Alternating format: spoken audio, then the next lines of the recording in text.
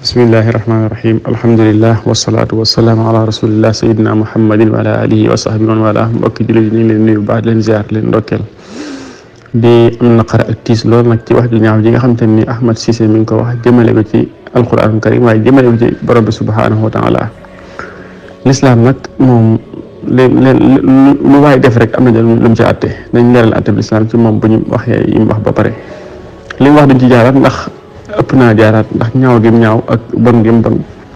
dem ba àgg ci ne suñu borom doon fa doon wax lu amut loolu dafa yées te musiba la ndax wax jooju am na ñu ko waxoon waaye ñi ko waxoon sax yéefar yu màkk yi ko waxoon sax ñoo ko gën a néew ñoo ko gën a maanaam ëpp ñëw risque ndax moom li mu wax moo gën a rëy lañu waxoon ndax ñoom lañu daan wax rek mooy alxuraan na xam li muy wax sax moom dëgg la waaye yonente bi alayhi salaam da koo jëlee rek ñi ko jiitu woon dañ ko koy dicté rek suba ngoon wa qaalu asatirul awwalina tatabaha fa hiya tumla alayhi bukratan wa asila lii daal mythologie yu jiitu mythe yu jiitu la woon rek yonente bi alayhi salaam day dem ñu koy wax mu ñëw di ko révélé waat di ko waaye teewul alxuraan daf ko weddi carrément saxal ni yonente bi alayhi salaam dañ ko wax yu lii waaye daal li mu wax métti na daal ci xol métti na lool day métti loo xam sax loo ciy wax waaye ñu xam ni maanaam nit bu moytul aw làmmiñam dana dem ba wax loo xam te ni mooy tax lu mu jëfati ci lu baax suñu borom du ko nangooti comme ni ko yonente bi alayhi salaam waxee wa innal mar'a la yatakallam bi kalimatin wax waat boo xam te ni dina tax suñu borom yóbbu la ci sawara sa gën a sori loo waxati wala loo defati suñu borom du ko nangooti maa ngi koy moytu loo nag mu tàbbi ci loolu maa ngi koy war nag ci mu tuubaat duggaat ci lislaam ndax kàddu yooyu bu fekkee mi ngi ànd ak xelam te mandiwut te xelam nekk fi carrément te amut ay lënt ci boppam na xam ne kàddu yooyu génne na ci lislaam faaw mu tuubaat duggaat ci lislaam su boobaa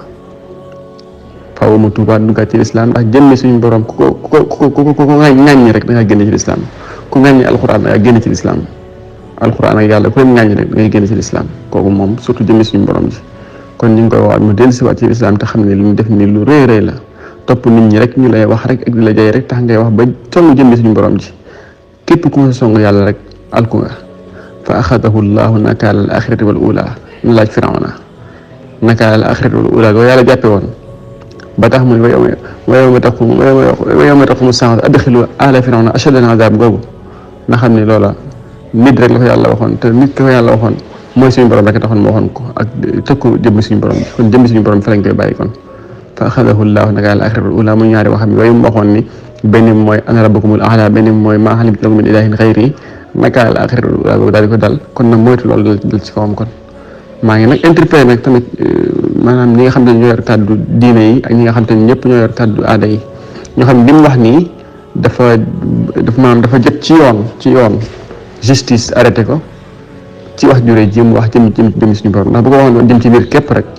maanaam nit ko am na droit porter plainte ko kon nag maa ngi woo mboolem association islamique yi ñu tolaamu ñoom ñëpp àndandoo def seen plainte contre ko bu fekkee maanaam génnu ci lii mbaa mu tuubal suñu borom mu seddu ci